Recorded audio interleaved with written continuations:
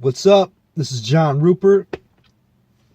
I'm here to give you a couple things that you can do to improve your ayahuasca experience. The first thing you can do is go on a tobacco diet. It sounds crazy, but you drink the tobacco at 5 a.m. in the morning, right? And you have crazy dreams. Now that's why you drink it. It's so that the tobacco cleans your body out. It detoxifies it. It takes away from it sounds crazy, but it takes away some of the effects of smoking. It will make you want to quit cigs. I can personally testify to that. I wanted to jump in head first with that tobacco diet because there's nothing that beats it. You can go on an ayahuasca dieta, you can meditate, you can do yoga, all you want, but if you don't do a tobacco diet, you're not cleaning your body out so you can dream properly.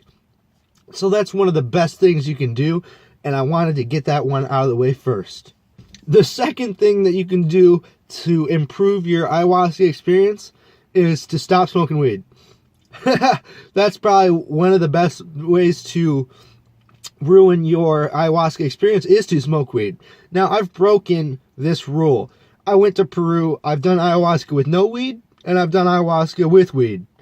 And it's not much different for me, but it might be for you.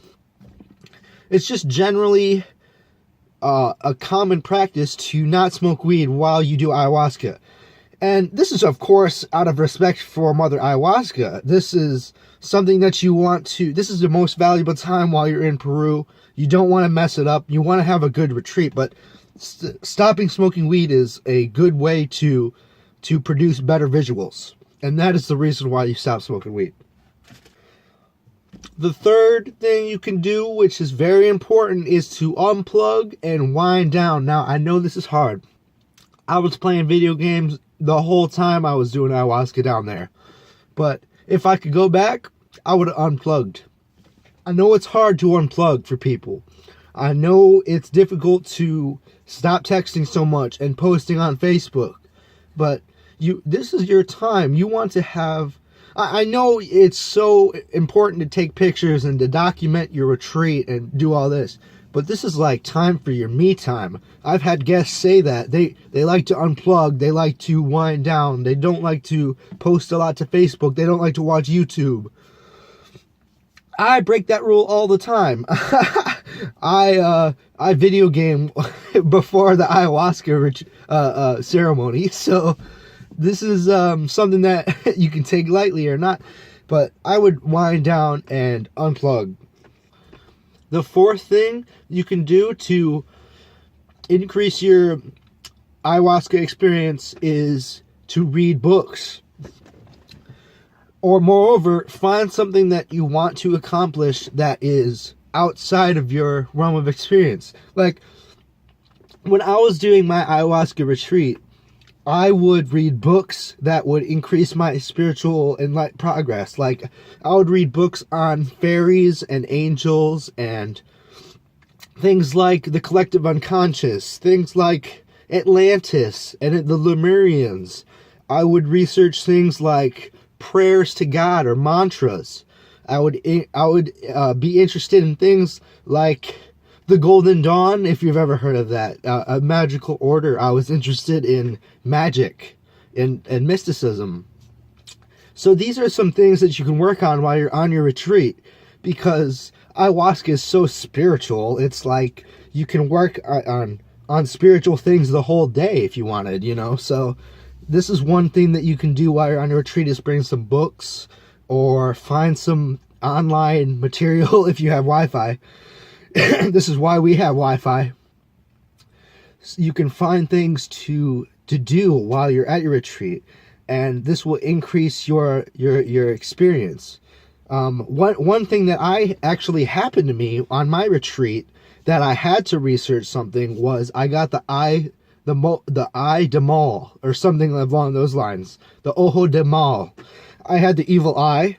It's like a folklore disease, and it is like something that happens to people in these areas, Latin American communities. And the way to remove it is to rub an egg all over your body.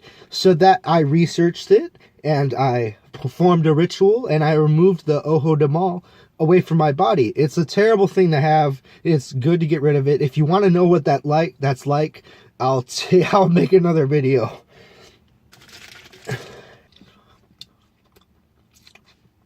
The fifth and final thing that I'll say about increasing your ayahuasca experience is to go on dieta. I know it's hard. I've been through it. I had to turn down going to restaurants and getting a big old plate of chicken just so I can go on do ceremony. So if you quit drinking and eating during ceremony days, that's going to help you. Feel free to do whatever the heck you want after that if it's not a ceremony day. Because when you're doing ayahuasca, you want to be on dieta. Because this will increase your ability to dream, to see visions, and it's a one thing that goes along the lines with tobacco diet. You can, along with ayahuasca dieta, is sanango dieta. You could go on sanango dieta too, and that will clear your body out. But ayahuasca dieta, I want to tell you what it's made of. It's made out of rice, fish, hard-boiled eggs, plantains or platano, beans, and lentils. So it's not a complicated diet. And to drink, you have lemon juice or some type of fruit juice like lemon juice with no sugar. So and it really does work. You really have to get into the dieta to get the experience out of it. What I mean is, if you come to Peru for 12 days, you want to go on dieta while you're doing ayahuasca, and you can do whatever you want on the other time. You can have fun in the city and do all that. But while you're doing ayahuasca, you really want to be on dieta, because that is one of the hugest things that will impact your ability to dream and your ability to have visions. When I had my ceremony, I went on ayahuasca dieta, and eventually I stopped eating. It's a very powerful method to start fasting. It's a very powerful method to clean the body. Thank you guys for watching. Leave me a like, leave me a comment. I want to see lots of comments. Thanks.